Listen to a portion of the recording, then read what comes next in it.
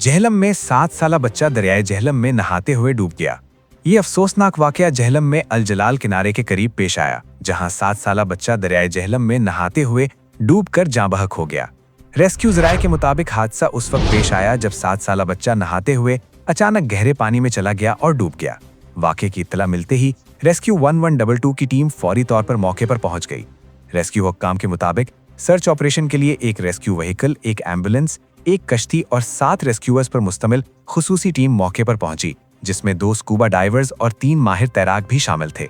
Rescue team ने फौरी तौर पर स्कूबा डाइविंग और लाइन सर्च ऑपरेशन शुरू किया। कुछ देर जारी रहने वाले सर्च ऑपरेशन के बाद बच्चे की लाश दरिया से निकाल ली गई। जाँ भाग होने वाले बच्चे की शिनाख्त अयान वल्दे फैजुल्ला के नाम से हुई है, जो कि प्रोफेसर कॉलोनी झेलम का रिहायशी था।